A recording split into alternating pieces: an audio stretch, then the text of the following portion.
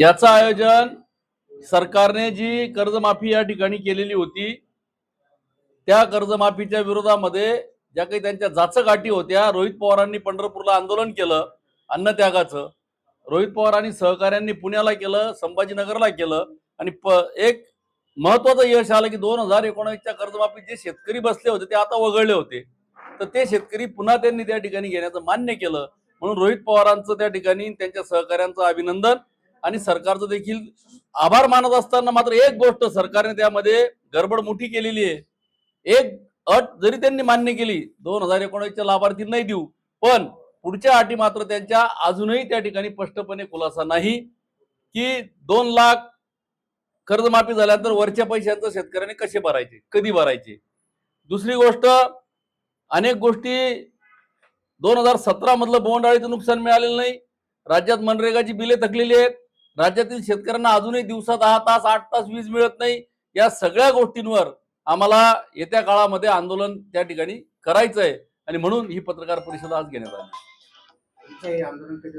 हे आंदोलन एवढ्या 15 दिवसात शासन वेळ काढूपणा करतंय. आधी अटी टाकल्या, आंदोलनानंतर एक अट कमी केली, पुढच्या अटी तशाच ठेवल्या, त्याच्या पुन्हा आता याद्या बनवतील. इन्कम टॅक्सचे लोक यायचे पैशाची वाट पाहून राहिले का यांच्यावर पैसे नाहीत, पण शासनाने कुठूनही पैसे उपलब्ध करावे आणि शेतकऱ्यांना तात्काळ केलेल्या घोषणेप्रमाणे आणि विशेष म्हणजे आमची मागणी आहे की सरसगट कर्जमाफी करावी. सर्व शेतकऱ्यांना येऊन कलेक्टर ऑफिसवर मोर्चा काढण्यात. आपण जर बघितलं तर आता पावसाने पण हुलकावणी दिली आहे, शेतकऱ्यांनी काही दुबार पेरणी केली तरी पण पाऊस पडत नाही. शेतकऱ्यांच्या पाठीशी आपण विरोधक म्हणून कसं उभं राहणार आहे? पहिली गोष्ट, शेतकऱ्यांचं आज बियाणं खतं मटेरियल एवढे प्रचंड महाग झालंय. शेतीमालाचा भाव तोच आहे. 4 वर्षापासून कापूस 7-7.5 हजाराच्या वर जात नाहीये. कापूस विकला गेला ना आता भाव वाढला, पण बियाणं खतं मटेरियल मात्र 2.5-3 पट वाढले. 2400-2500ला त्या ठिकाणी मटेरियलची थैली मिळते. त्या दुबार पेरणीचं संकट आहे. त्याच्यामध्ये का गुजरात मधून काही त्या ठिकाणी बोगस बियाणं आलेलं आहे कापसाचं. या सगळ्या याच्यात शेतकरी भरडला जातोय आणि म्हणून शेतकऱ्याच्या पाठीशी उभं राहण्यासाठी आम्ही तीव्र आंदोलन करणार आहोत. राजकीय पक्षाचा एकनाथराव खडसे जे आहे ते भाजपच्या वाटेवर असल्याची चर्चा जोरदार चाललेली आहे. नेमकी काय स्पष्टीकरण आहे का काही? कालच मला वाटतं खडसे साहेबांनी याबाबतीत स्पष्टीकरण दिलेलं आहे एका तुमच्या दूरध्वनीला, आणि आजही पेपरला आहे की मी शरद पवार साहेबांना सोडणार नाही, म्हणून त्या विषयावर आता काही बोलण्यात भाजपमध्ये प्रवेश करावा असं त्यांनी म्हटलेलं आहे. कार्यकर्त्यांची इच्छा आहे की भाजपमध्ये प्रवेश करावा असं माझ्या ऐकण्यात नाही, परंतु खडसे साहेब शरद पवार साहेबांना सोडणार नाहीत असा प्रकारचं स्टेटमेंट त्यांनी काल केलेलं आहे. संजय पवार यांनी शरद पवारांची भेट घेतलेली आहे. त्यांनी पुन्हा एकदा फोटो वापरायची परवानगी घेतली, त्यांना परवानगी मिळाल्याचा त्यांचा दावा आहे. दुसरीकडे अनिल पाटलांनी त्याला विरोध केला, कसं बघता येईल? प्रश्न असा आहे, तो त्यांच्या पक्षाचा वैयक्तिक प्रश्न आहे, त्यावर काही जास्त बोलू नये. परंतु आपण प्रश्नच विचारला तर संजय पवार राजकारणात फ्रॉम बॉर्न शाहू फुले आंबेडकर पवार फॅमिलीच्या निगडीत आहेत, आणि अनिल पाटील जर तुम्ही बघितलं तर फ्रॉम बॉर्न राजकारणात ते भाजपाकडून आहेत. पण तिकडे संधी नव्हती म्हणून पवार साहेबांच्या आशीर्वादाने ते पहिल्यांदा आमदार झाले, स्वर्गीय अजितदादांच्या आशीर्वादाने ते मंत्री झाले.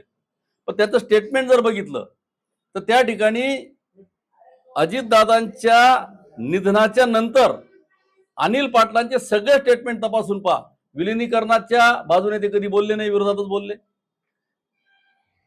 अजितदादांच्या पक्षामध्ये अंतर्गत कलहाचं ज्यावेळेला आलं त्यावेळेला अनिल पाटील साहेबांचं स्टेटमेंट कधी सुनेत्राताई पवार पार्थ पवारांच्या बाजूने नव्हतं. त्यांचे सगळे मागचे स्टेटमेंट पहा तुम्ही, तेव्हा ते शरद पवार साहेबांचा फोटो लावा या बाजूने बोलतीलच कसे? त्यांच्याकडून अपेक्षा नाही. ते मूळ हे भाजपाचे होते आणि आजही ते त्याच पद्धतीने बोलतात असा माझा त्या ठिकाणी आरोप आहे. ते माझे चांगले मित्र आहेत.